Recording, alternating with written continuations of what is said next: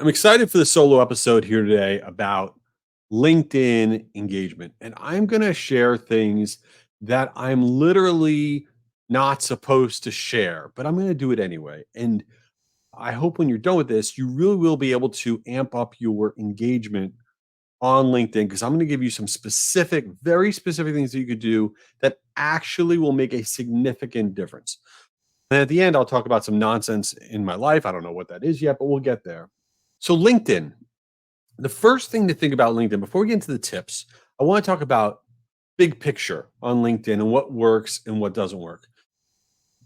We are all very boring. We are. We're boring. What we all pretty much do on LinkedIn is we go on there and we'll share this is something great that my company is doing.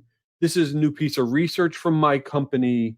Or look at me, I'm doing something really cool. I got some new accreditation of some kind. And 90% of the content on there is I'm great or my company is great.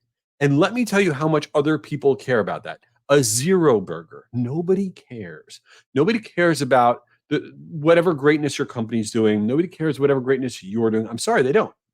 So before we even get into the tips, the secret sauce of LinkedIn and of marketing in general, engagement, social media for that matter, is the way Gary Vee puts it. What he says is give, give, give, and then ask. You need to share content that lets the person who's looking at it get smarter.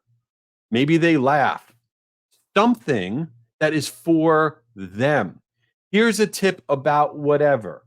And the person who sees it can try that tip and they get better about whatever they do for a living. Okay. Or you post a funny meme and they laugh and go, ha ha ha, and they share that with their network. Okay.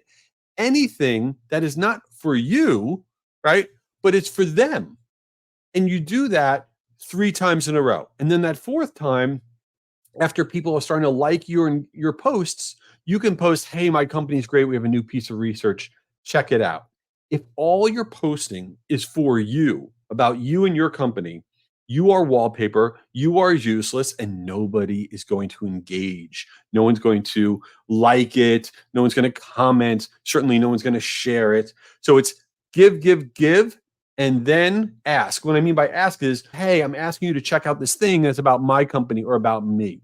All right. So now let's move on to the tips here. Let's assume for now that you are not going to be epically boring and you're actually going to share stuff that people want to see. But the problem is you still need to get people to engage with it. And even if it's great content, what you're generally doing is you're hoping. You're hoping that people start to like it and comment on it.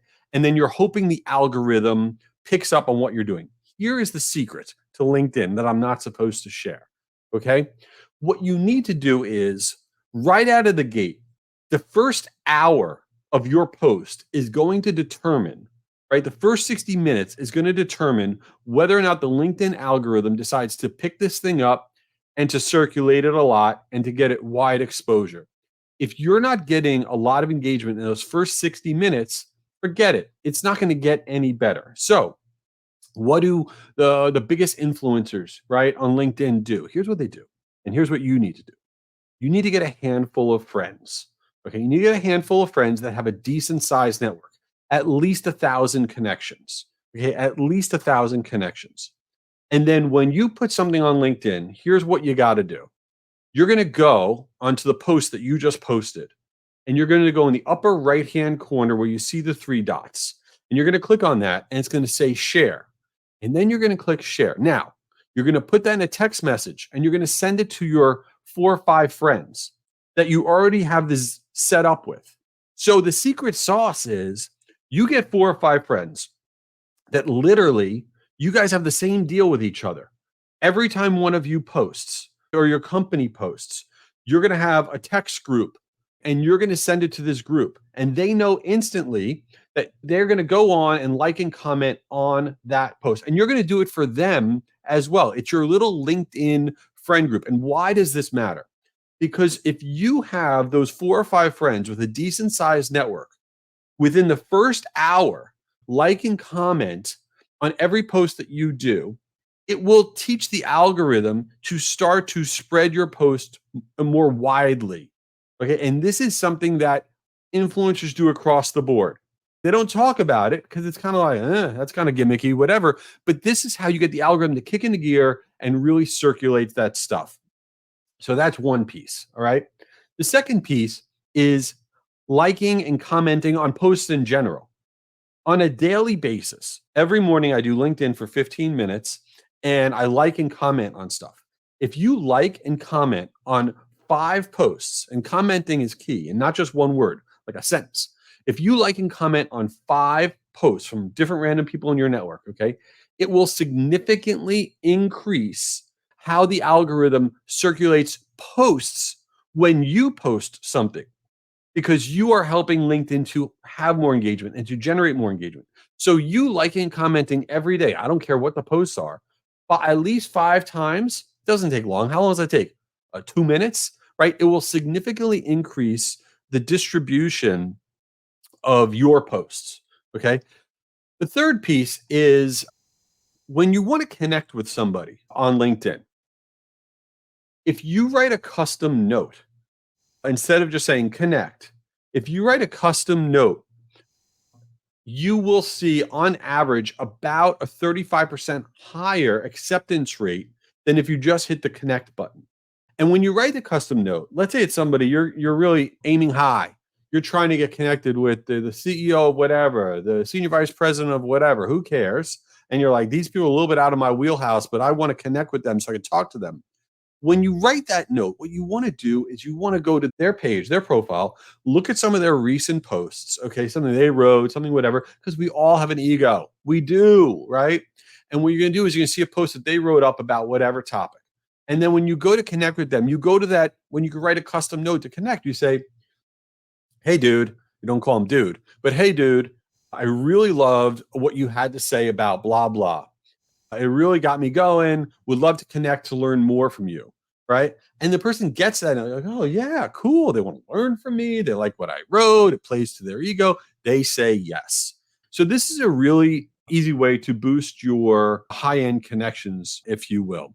So, do those things if you really want to see your LinkedIn engagement, whether it's for a company page or for a personal page. Same rules apply. All right, so now we get to the segment of this thing called Since You Didn't Ask. And Since You Didn't Ask really comes from this newsletter that I write called Scoop, where at the end of my newsletter, I share ridiculous things. I don't know anything that's going on in my life. TV I'm watching, food I'm eating, what's going on the planet. And so, what is going on? Okay, so I'm going to tell you what's going on.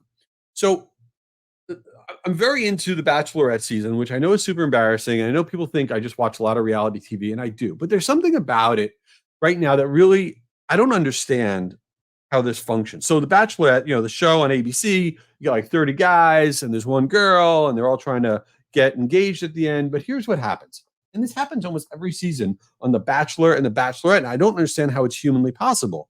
So you get to the end, and let's in this case it's the Bachelorette, and there's like 3 or 4 guys left, and then she goes on these dates, these very long overnight dates with each one. But the thing that I don't understand is that she tells multiple guys that she's in love with them. So she goes on a date on one day, and the guy says, I'm in love with you, and then she goes, I'm in love with you too. And you're like, oh, that's going to be the winner. That's going to be the winner because she said, I love you. And then the next day, she goes on a date with another guy. And the guy goes, I'm in love with you. And she goes, I'm in love with you too. And I fall off my couch. I turn to my wife and I go, how is that possible? It's not a thing. That's not that. What is that?